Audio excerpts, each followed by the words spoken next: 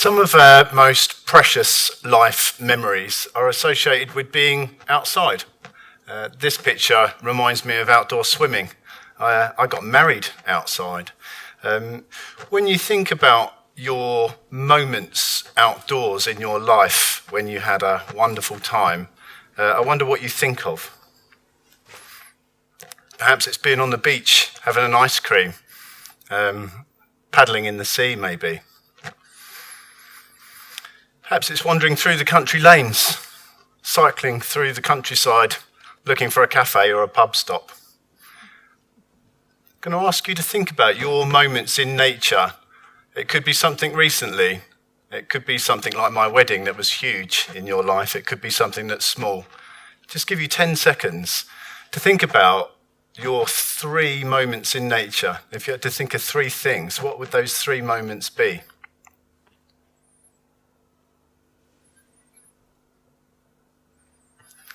Now I want you to imagine that you've been diagnosed with dementia. Now that diagnosis now means that 2 of those 3 things you're no longer going to be able to do. You're no longer going to be able to enjoy those things. Perhaps 3 of those things you're going to no longer be able to do. How would you feel? Seriously, how would you feel? This is the problem that we're facing with dementia. Over the last 25 years or so, the single problem that we've been trying to address is that people with dementia are spending too much time indoors, at a detriment to their own well-being and at the detriment to others and society generally. So what is dementia? I will introduce you to dementia briefly, and I'll invite you to think about dementia differently. In order to do that, I think it's important that you meet some people. Perhaps you can recognise the likeness here. This is my nan and granddad. Nan and granddad lived in a bygone era. It feels like a bygone era. They didn't have a landline, certainly didn't have a mobile phone. They had a well in the kitchen, that they had a bucket that they drew the water out of in order to drink and cook with. Nanny used to go and pick fruit in the hedgerows and make jam, and a rural couple. And I remember we used to go over there at weekends to watch wrestling on the telly, and Grandad would shout at giant haystacks on the telly despite him not being able to hear him, and Nan would bring in the tea and cake.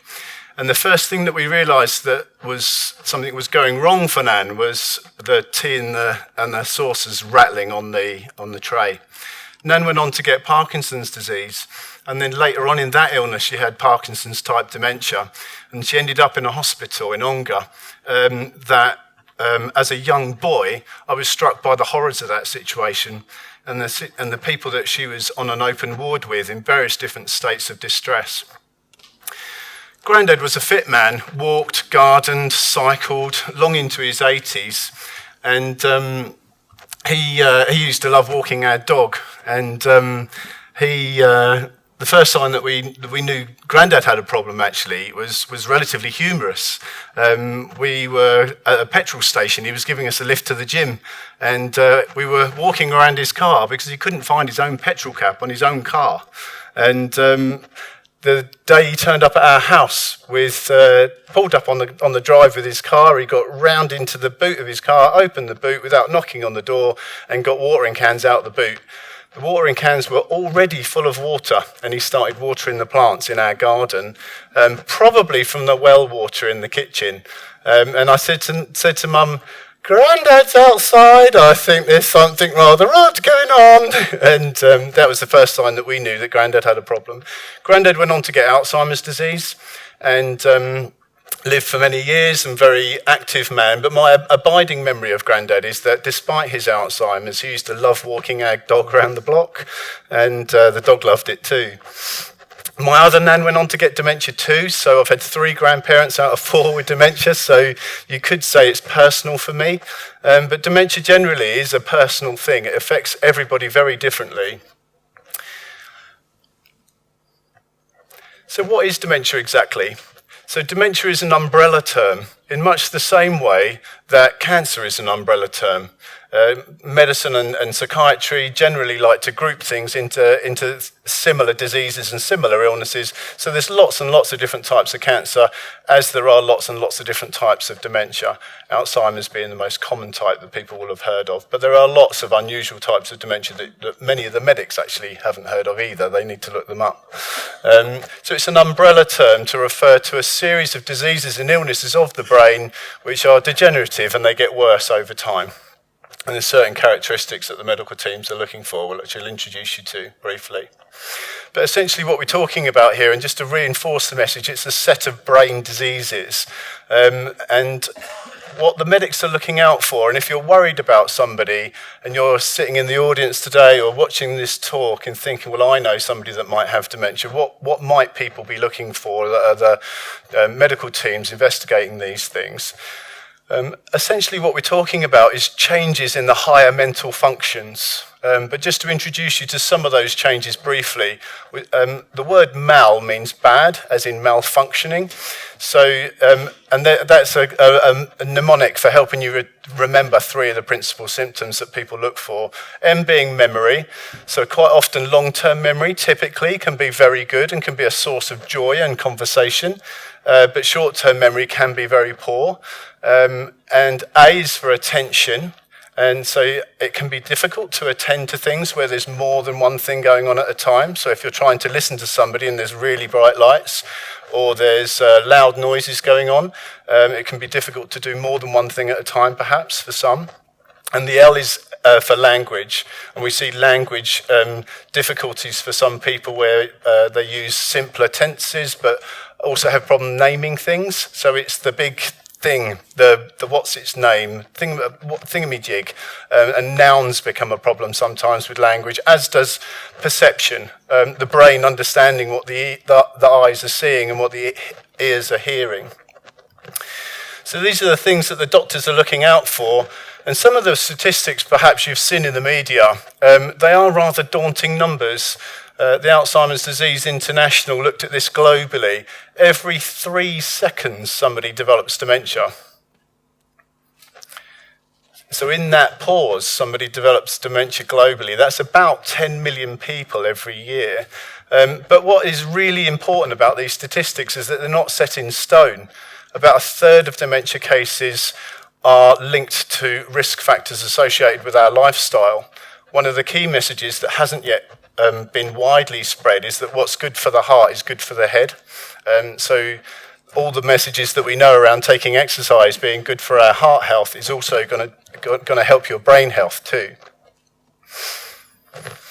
So let's introduce you to some more people. This is a lady called Agnes Houston. Agnes is a lady that's had dementia for many years now, a good friend of mine, and we've supported her for a long time. Agnes and I were in a woodland in Fife in Scotland with a whole range of different folks with dementia on a woodland adventure. And Agnes had quite a profound and positive moment out in the woodland, and she said to me, this is her in Scotland, by the way, picking apples in a farm in Scotland. She said to me, nature is a great healer. It soothes you. It calms you. It makes you feel good about yourself and about others. I won't remember the place, but I will remember the smells and the sounds. And the smells and the sounds will trigger a memory that I thought I'd forgotten, but that will trigger the feel-good factor. And it will put a smile on my face. And somebody will say, what are you smiling about? And I'll say, I can't remember. I was at a place, but oh boy, did I have a good time. Agnes has got some really fascinating insights to share with people around perception changes with dementia. We gave her a sapling at that event 6 years ago that she planted in her front garden. It's now taller than her, but she can't remember when that was. She can't remember where it was, but she still associates that tree with me, despite it being 6 years later and her having dementia. So sometimes people years ago used to ask me this question. Thankfully, I get asked it less these days, but why bother? You know, why bother doing holidays for folks with dementia if they're going to forget it? Very simply, it's impossible to lose your memory. Memory is a very multifaceted thing. The joy of being outside together or on a steam train together is an emotional memory that can stay with people a lot longer than we estimate or give credit to. So it might be that the kayaking experience up in Northumberland is the trigger for you feeling more positive, more confident, and happy about your life, and feeling like you've got friends and family that love you. And that feeling might stay with you for months, although you might forget that it was kayaking with Catherine in Northumberland. But it needn't be kayaking. It needn't be big adventures. It could be small things. Simply getting into the garden and smelling the flowers is enough for some people. And that can trigger a memory, similarly as Agnes tells us, that transports us to a positive place. So how can we help folks with dementia? So we need to think differently about dementia, using outdoors as our theme, but also we need to start thinking differently about communication. So before dementia, when we talk to each other, we largely have conversations that are heavily fact-driven. So how did you get here today? What's your name? What are you studying? All those sorts of questions that are fact-based, that involve me remembering lots of facts. But with dementia, factual memory is the thing that's often your weakness and is the thing that's letting you down. So why would we start there? It's much more reliable, and you're much more likely to get to a positive place more of the time if you start with feelings first. How is somebody feeling, and what might they need? They might be feeling scared and need reassurance. They might be feeling elated and they are full of joy and they need to share that with somebody. But recognizing feelings on people's faces and in their behavior is the place to start. And then you recognize how might that person be, how might their needs be met.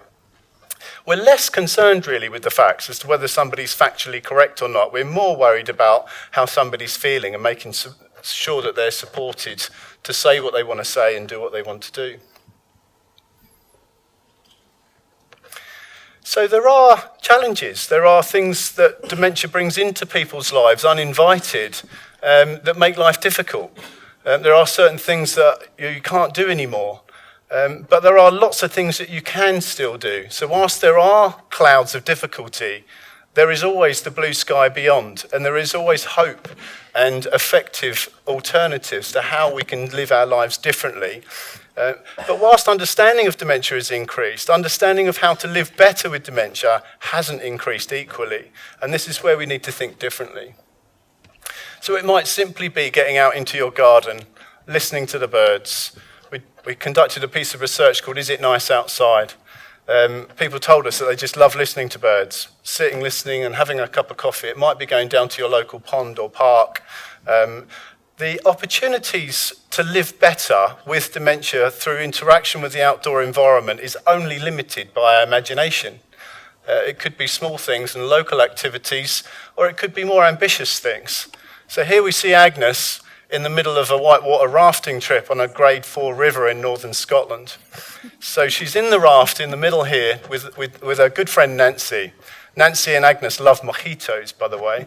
I've had a mojito or two with them, I'm pleased to say. But Nancy wanted to do a bucket list adventure. So before she kicks the bucket, she's got a list. And one of them was whitewater rafting. And so she phoned Agnes up and said, Agnes, you'll never believe it, but we're going on a dementia adventure rafting in Scotland. And so will you come? And she said, yes, of course. And so we organised this experience here, which was fabulous, and it went well.